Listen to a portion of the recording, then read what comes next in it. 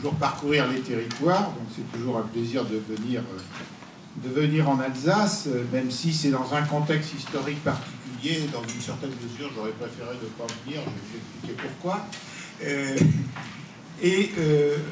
Donc, il faut se rappeler que vous avez effectivement en Alsace, dans vos gènes, si je puis dire, un illustrateur remarquable qui s'appelait Annecy et qui a un merveilleux musée d'ailleurs à Colmar. Bon, l'histoire nous apprend que Annecy est en fait mort 2 fois. En effet, après être parvenu à fuir au moment de la Seconde Guerre mondiale, si ma mémoire est bonne, dans le Périgord, il a malheureusement été rattrapé par la Gestapo, qui l'a bien tabassé, qu'il a tellement tabassé que la Gestapo croyait qu'il était mort.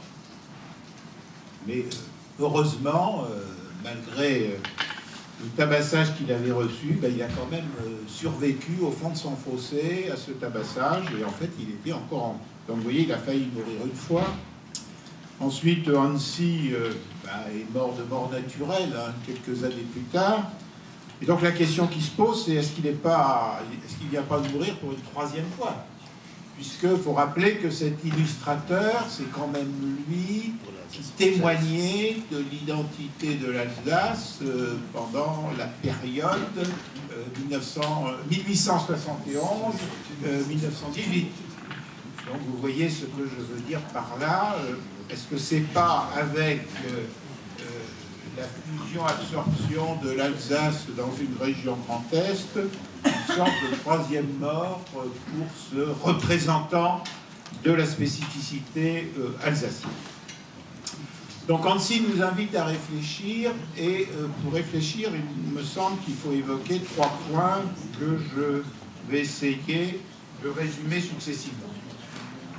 Le premier élément, c'est comment on en est arrivé là, c'est-à-dire comment on est arrivé à la situation institutionnelle dans laquelle nous nous trouvons aujourd'hui, 2 octobre 2018. Parce que c'était quand même assez difficile à prévoir que la situation serait ce qu'elle est devenue.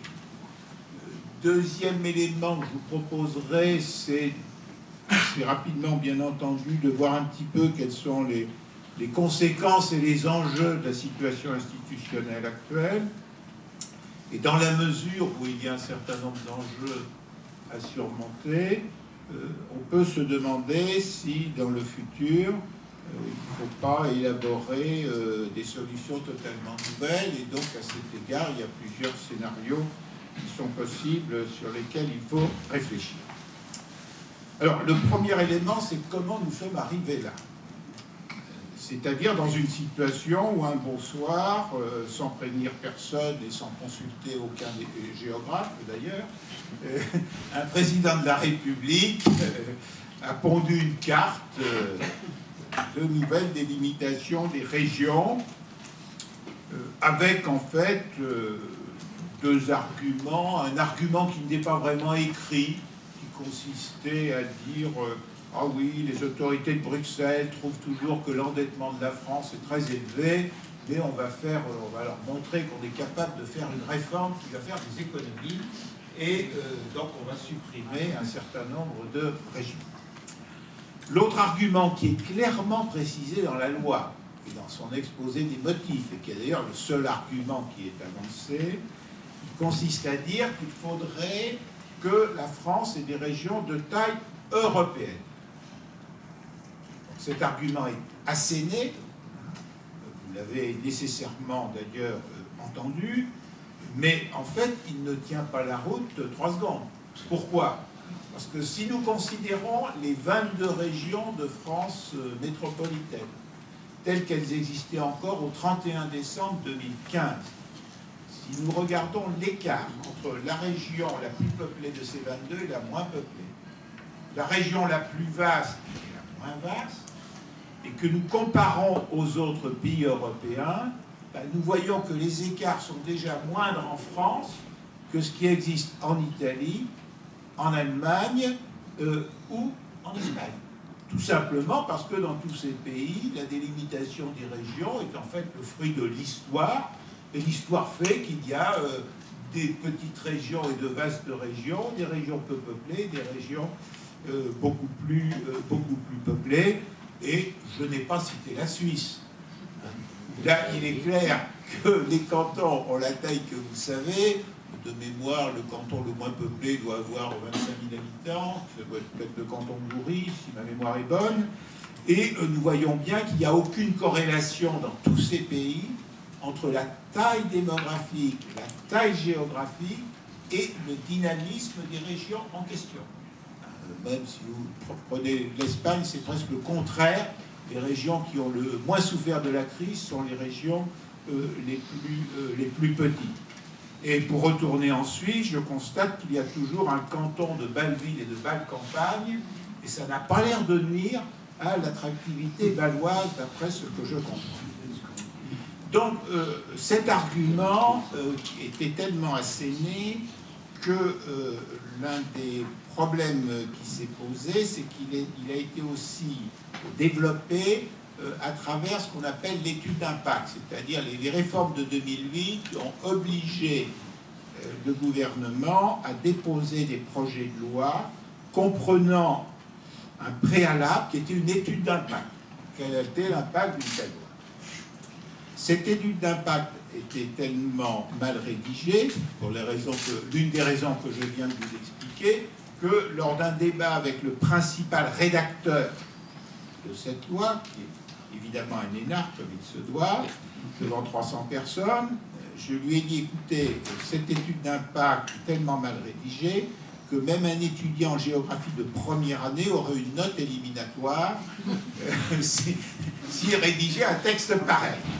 Donc, j'en conclus que vous avez dû rédiger en quatrième vitesse ce texte un soir jusqu'à 2 h du matin parce que vous vous rendiez compte que vous oubliez de rédiger une étude d'impact, ce qui est rendu obligatoire que depuis la réforme de 2008. Et donc, devant 300 personnes, il a répondu oui. Deuxième question, qui rejoint ce que j'ai exposé tout à l'heure, là aussi devant 300 personnes, je lui ai dit, est-ce que, avant de rédiger cette loi de délimitation des régions, est-ce que vous avez fait des voyages d'études dans les autres pays pour examiner la situation institutionnelle? Devant tout le monde, il a répondu non. Alors, l'autre argument, et le président l'a évoqué tout à l'heure, c'est l'histoire du millefeuille. Là aussi, on veut nous faire croire, à travers les discours qui nous ont présentés, qu'il y aurait en France un millefeuille administratif entre les départements, les régions, les communes et l'État, et qu'il n'y aurait pas d'équivalent dans les autres pays. C'est totalement faux. Tous les pays semblables à la France ont des millefeuilles. Et parfois des millefeuilles beaucoup plus compliqués à comprendre que le nôtre. Alors, je ne l'ai pas apporté là, mais si vous voyez le millefeuille administratif du Land de Bavière, c'est assez succulent. Hein.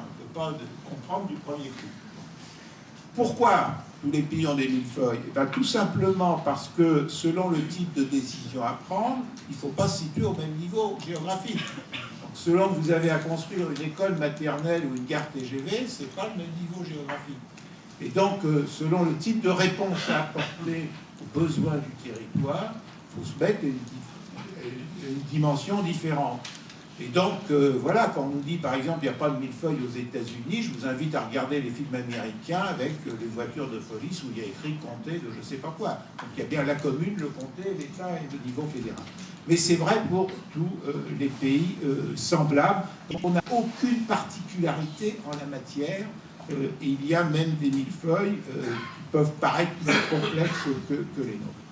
Donc, en fait, cette fusion-absorption de l'Alsace dans une région Grand Est ne correspond qu'à un raisonnement qui ne peut être résumé que par la formule anglaise « big is beautiful ». Je n'ai pas trouvé d'autres arguments, parce qu'évidemment, il n'y a pas d'argument historique.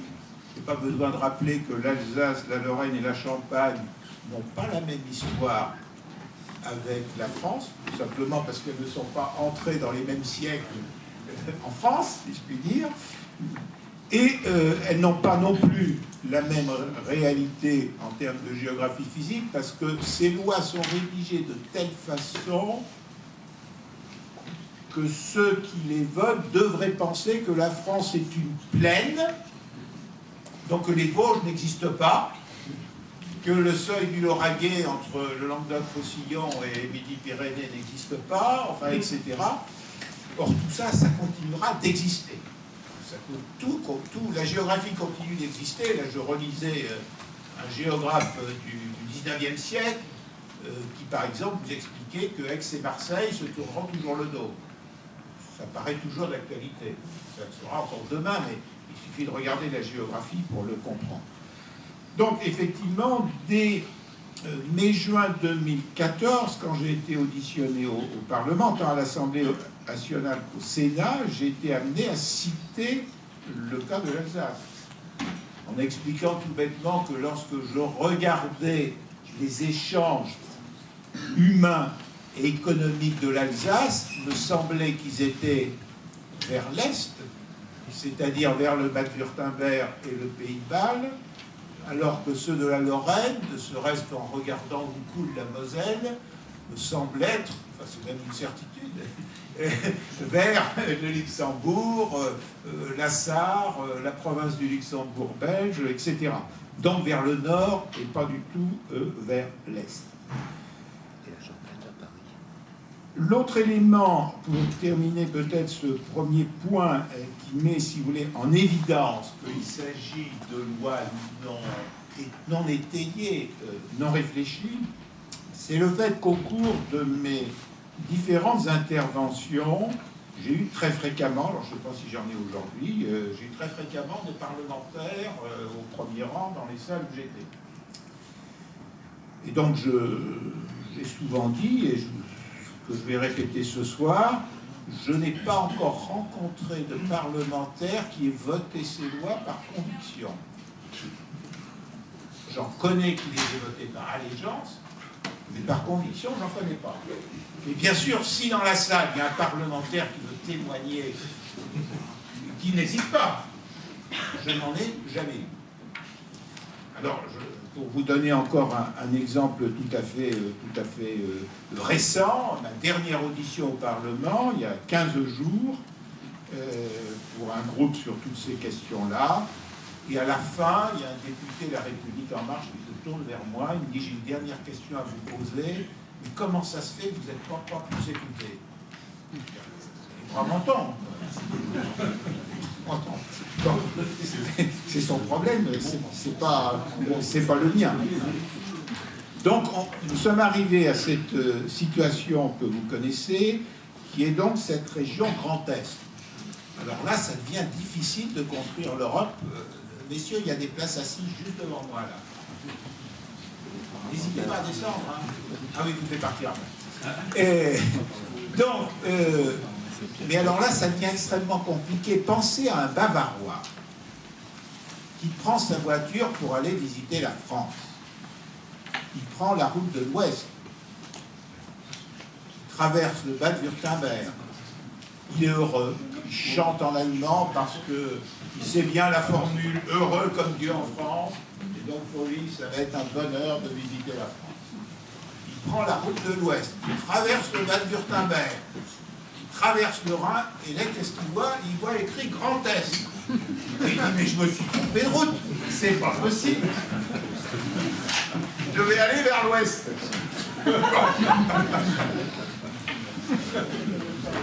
Donc, vous voyez quand même que ça pose un certain nombre de problèmes. Ça pose un certain nombre de problèmes.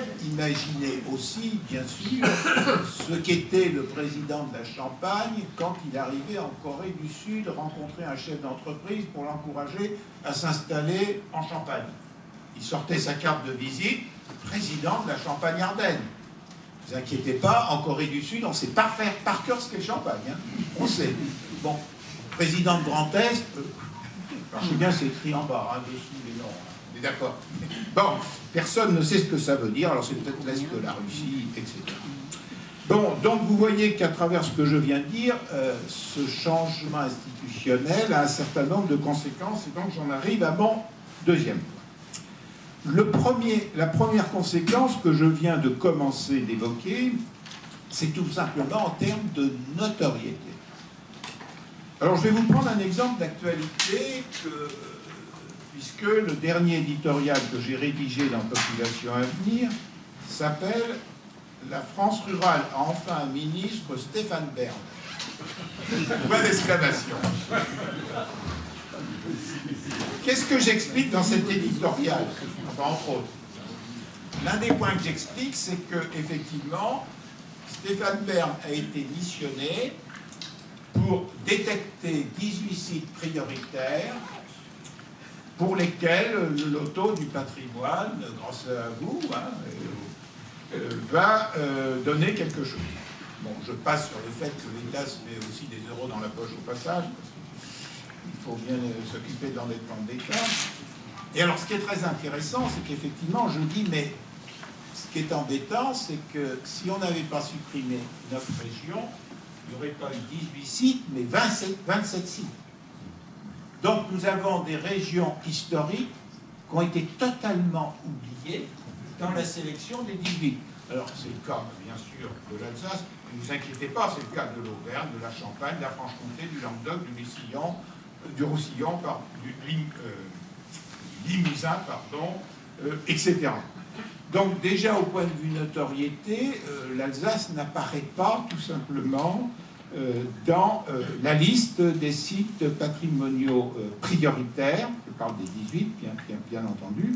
Et de façon plus générale, il est évident que le nom Alsace va disparaître d'un certain nombre de documents, même si, on parlait tout à l'heure avec M. Aubry, je ne sais plus où il est là, même si normalement nous avons obtenu que l'Alsace continue d'exister dans l'Office statistique européen en tant que NUTS 2. Mais comme l'INSEE ne connaît plus l'Alsace, vous ne trouvez pratiquement plus d'informations statistiques sur l'Alsace sur les sites internet de l'INSEE. Donc ça, c'est quand même une conséquence importante, parce que bon, la notoriété, c'est donc le fait de connaître un nom. Alors certes, vous allez me dire, le vin d'Alsace va continuer d'exister. Oui, d'accord. Mais le mot Alsace est expurgé d'un nombre considérable de documents, où il n'apparaît plus. Donc c'est forcément une chute de notoriété. Et pensez effectivement à tous nos collègues géographes qui sont obligés de parler des 13 régions. Et évidemment, il n'y a aucun chapitre dont le titre retient que le mot Alsace. Le deuxième élément à noter, c'est effectivement qu'on est dans une situation assez bizarre, où des élus sont appelés à effectuer des choix sur des territoires pour lesquels ils se sentent nullement concernés. Donc les élus au Conseil régional d'Alsace doivent prendre des décisions sur le financement du train Paris 3. Ce n'est pas un sujet inintéressant, mais je ne pense pas que ça concerne beaucoup le territoire alsacien. En revanche, ou à l'opposé, lorsque le Conseil régional se penchera peut-être un jour sur l'amélioration des connexions entre l'aéroport Bâle-Mulhouse et le reste du territoire alsacien, vous voyez les élus des Ardennes, combien pour eux ça sera un sujet d'une importance capitale. Et puis, bien sûr, il y a donc le problème de la coopération décentralisée. Je vous rappelle d'ailleurs que lorsqu'il y a eu ce projet de loi de délimitation des régions, les représentants des Länder allemands se sont précipités au Parlement français et en disant « mais quid maintenant de la coopération décentralisée ? Comment on va faire ?» Parce que là, vous nous obligez à coopérer avec des régions avec lesquelles on n'a pas d'atome crochu ni de géographie de complémentarité. Donc, nous voyons bien la difficulté, mais au-delà de ceci, cette méthode de fusion-absorption pose deux problèmes. C'est qu'elle repose en fait sur donc, ce Big is Beautiful, mais le Big is Beautiful, ça veut dire en réalité que l'on considère que l'intégration est meilleure que l'émulation. Donc autrement dit, qu'on obtiendrait plus de résultats dans une fusion Alsace, Champagne-Ardenne et Lorraine que dans une émulation où chaque région eh bien, se chatouillerait en quelque sorte, l'une aurait telle idée, l'autre se dirait tiens mais c'est pas mal, mais par contre chez nous cette idée, pour la traduire intelligemment, il faut la mettre en œuvre d'une autre façon, etc. Donc ça pose un véritable problème, si vous voulez, de doctrine territoriale. Est-ce que le plus efficace, c'est l'intégration? Et d'ailleurs, comme je l'ai dit à l'Assemblée nationale, si j'ai bien compris, vous avez une loi qui dit plus une région est grande, plus elle sera forte. Le plus simple, c'est qu'il n'y ait plus qu'une seule région en France. Voilà. Et le problème sera tout de suite réglé avec une efficacité redoutable. Donc, alors, le dernier problème dans ce deuxième point que je voulais évoquer, c'est surtout, et le plus grave à mon avis, c'est la question d'enjeux démocratiques. C'est-à-dire qu'il est clair que lorsqu'on traverse les territoires français, européens et mondiaux, et que l'on voit des dynamiques territoriales ou des innovations territoriales, à chaque fois, c'est tout simplement parce qu'il y a des citoyens, et des citoyennes, hein, mesdames, qui s'investissent dans leur territoire parce qu'ils ressentent une très forte empathie avec leur territoire.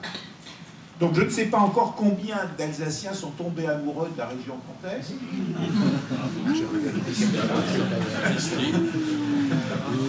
Je pense que c'est un peu difficile. C'est difficile pour les champenois aussi, hein, vous inquiétez pas, hein, on ne peut pas vous faire d'illusions.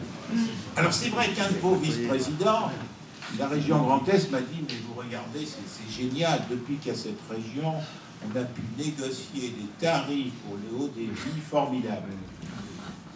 Mais je lui ai dit, mais écoutez, ça, vous n'êtes que le supplétif d'un État qui ne fait pas son travail d'aménagement du territoire.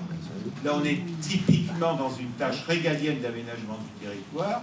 Et le premier article d'une politique nationale d'aménagement du territoire serait de faire l'égalité numérique entre les territoires. Parce que qui est mieux placé que l'État pour imposer aux opérateurs un rapport de force permettant du très haut débit dans tous les territoires français? Donc vous êtes sollicité. Donc tout ça n'est pas un argument, si vous voulez, qui tienne la route. Le véritable problème, c'est l'enjeu démocratique. C'est-à-dire que le risque de non-attachement au territoire peut engendrer une certaine passivité citoyenne. Passivité citoyenne, dans la vie de tous les jours, donc un moindre investissement dans la vie de son territoire, et puis aussi une augmentation des taux d'abstention aux élections. Alors, deux exemples pour le montrer. Un exemple français d'abord. Il faut toujours rappeler que pour la consultation référendaire sur Notre-Dame-des-Landes, le taux de participation a été plus élevé qu'aux élections législatives. Deuxième élément, dans des pays européens ou dans les années 80, donc une période historique totalement différente parce qu'ils le regrettent aujourd'hui. Dans les pays européens, on a voulu fusionner autoritairement des communes, et bien on s'est rendu compte que les taux d'abstention avaient nettement augmenté, tout particulièrement dans les territoires périphériques qui ne se sentent plus concernés dans le territoire où on les a mis. À tel point que la Suède, qui avait promis, juré, craché de ne jamais revenir sur les nouvelles délimitations des grandes communes, a fini par recréer des communes parce qu'elle le jugeait nécessaire. Et puis, juste à côté de vous, vous connaissez le cas de l'Allemagne où l'organisation communale dépend des Länder. Et donc, effectivement, certains Länder ont fait des fusions autoritaires, d'autres pas du tout. Est-ce que la démocratie marche mieux dans ceux qui ont fusionné? La réponse, elle est non.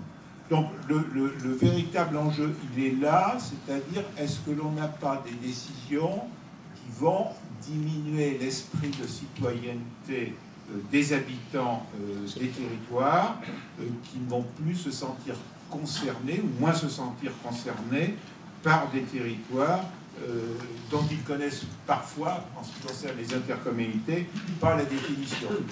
J'ai beau parcourir la France, j'ai souvent du mal à trouver des Français qui tombent amoureux de leur intercommunalité. C'est difficile d'y remarquer, contrairement.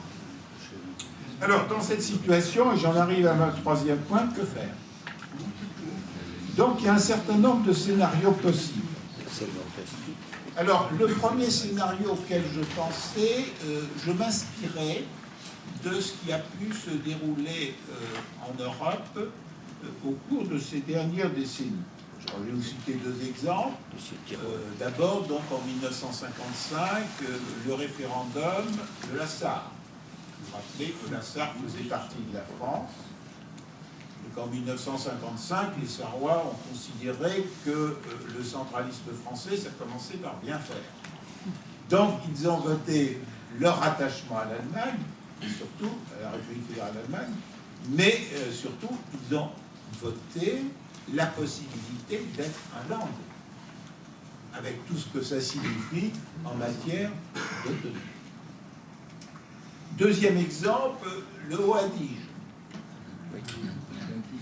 Donc ce territoire du nord de l'Italie, qui effectivement n'a cessé, je fais encore un peu, de menacer Rome, de faire sécession pour rejoindre l'Autriche. Et donc vous constaterez là aussi que Rome a été obligée au fil des décennies d'accentuer considérablement le degré d'autonomie du Haut-Adige jusqu'à l'autoriser à reprendre son nom historique, Sud-Tyrol, alors que le nom était interdit auparavant. Et donc à tel point, si vous voulez, que le Haut-Adige a un degré d'autonomie, alors ce n'est qu'une province normalement, ce n'est pas une région. Puisque la région c'est Trentin Haut-Adige. Mais il a un degré d'autonomie qui est supérieur, par exemple, à la Toscane. Alors on pourrait dire, l'Allemagne pourrait négocier son rattachement avec l'Allemagne. L'Alsace, oui, pardon.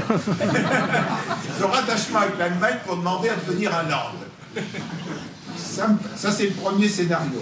Bon, ça me paraît difficile. Pourquoi? Parce que je ne pense pas que les Alsaciens le souhaitent, parce que je connais quand même un peu l'histoire de l'Alsace, même si je la connais moins que vous.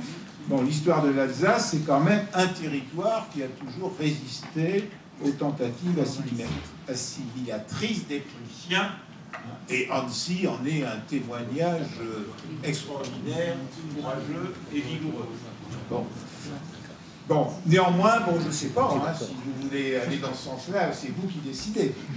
Donc, vous voyez, il y a ce premier scénario qui peut être assez amusant quand même. Nous, on a envie de devenir un land allemand parce qu'on est étouffé dans une France qui non seulement est assez centralisée, mais où la recentralisation atteint des niveaux qu'on n'a jamais vus depuis la Seconde Guerre mondiale. Je n'ai pas le temps de les dire. Deuxième possibilité, le statu quo géopolitique actuel. Alors, le statu quo géopolitique actuel, il est caractérisé, par le fait que l'Alsace, du moins les élus alsaciens, ont obtenu une particularité qui n'a pas existé pour les autres régions dans la loi, c'est-à-dire que le fait que Strasbourg soit choisi comme capitale du Grand Est a été inscrit dans la loi. Ce n'était pas le cas pour les autres régions. Et puis, comme je suis un homme libre, je peux aussi constater que la haute direction de la région Grand Est est relativement alsacienne, on va dire. Mais je tiens à préciser quand même qu'il s'agit de la situation géopolitique actuelle. Donc ce n'est pas parce qu'actuellement la présidence et une partie non négligeable de la direction générale de la région Grand Est a des origines alsaciennes, ceci sera durable. Donc la question qui se pose, c'est est-ce que dans l'avenir Strasbourg va connaître les mêmes évolutions les mêmes péripéties que ce qu'elle connaît avec le Parlement européen. Donc si un jour la région Grand Est est dirigée par un champenois, je pense que la situation sera inévitablement différente. Donc il importe de bien comprendre que le statu quo géopolitique actuel, rien ne permet de dire qu'il durera. Il est plutôt favorable à l'Alsace en ce moment, dans le rapport de force à l'intérieur de Grand Est. Madame n'est pas d'accord, elle a le droit, mais bien entendu, au moins sur le papier, madame. Sur le papier, nous sommes d'accord.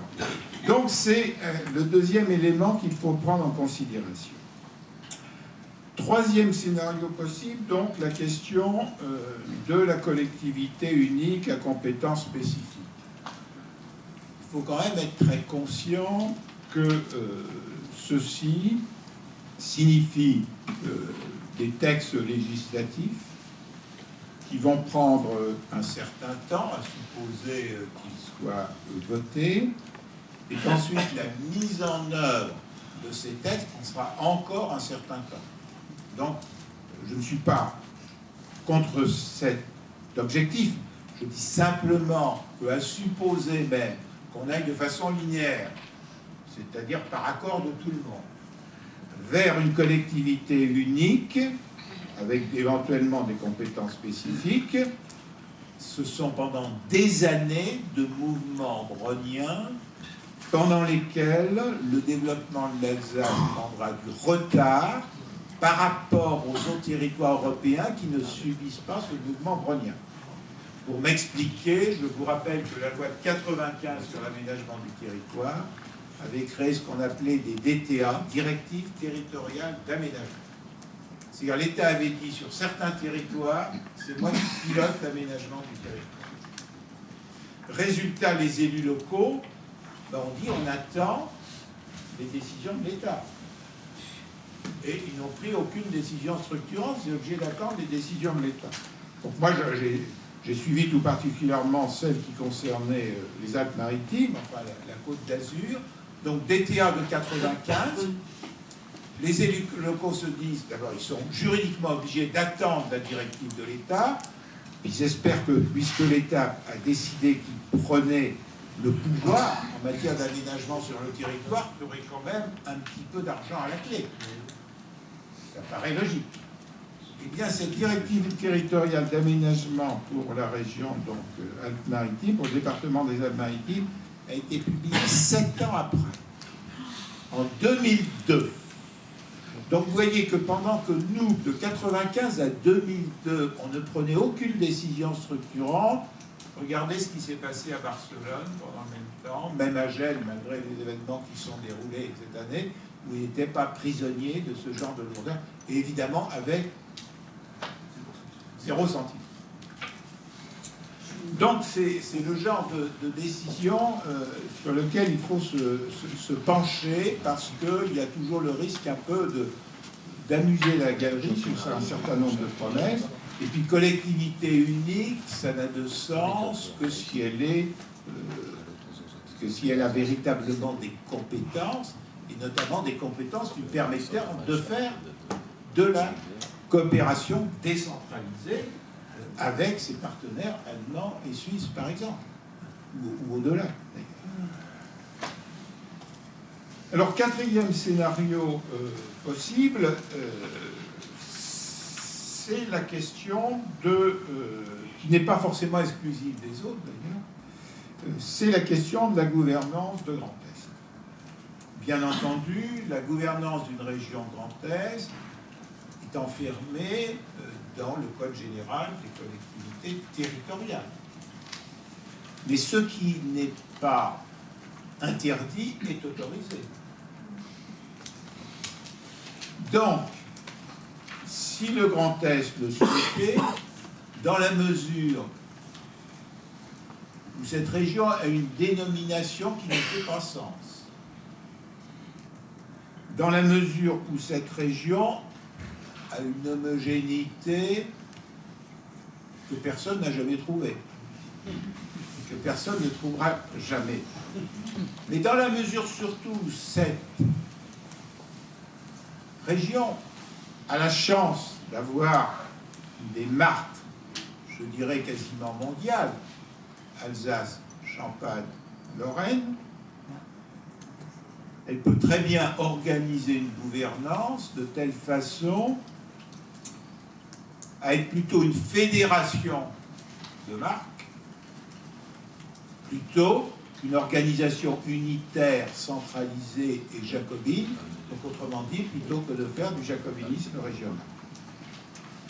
Donc ça, c'est aussi une voie qui serait possible, qui peut être parallèle aux autres, à moins, bien entendu, que nous ayons des gouvernants qui soient capables de reconnaître leurs erreurs.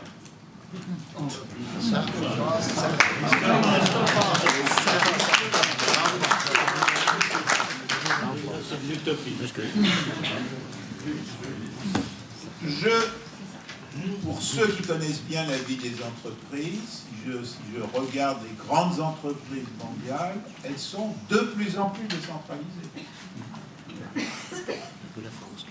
Donc la région, toutes choses égales par ailleurs, la région Grand Est pourrait être une holding,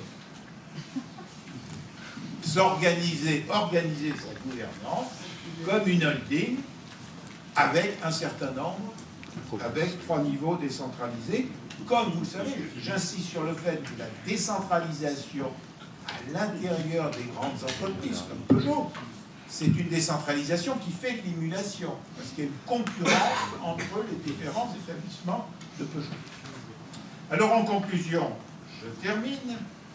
Je voudrais simplement peut-être vous citer 2 phrases qui ont l'avantage d'être très anciennes.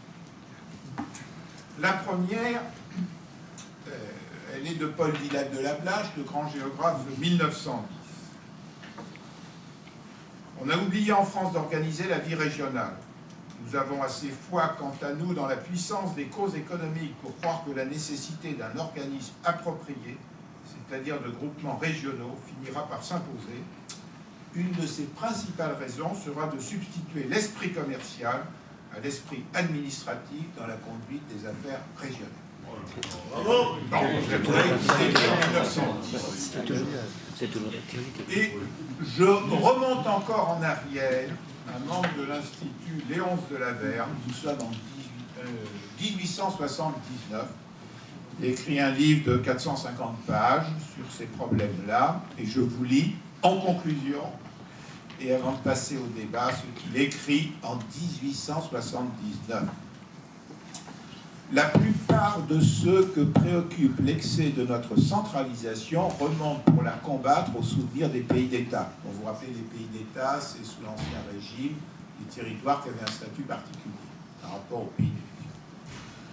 Mieux vaut faire appel à d'autres exemples. Ce n'est pas l'étendue des circonscriptions, c'est l'étendue des attributions qui importe. Ce n'est pas l'étendue des circonscriptions, c'est l'étendue des attributions qui importe. Ben, écoutez, je vous propose de coller cette phrase en haut de tous les ministères.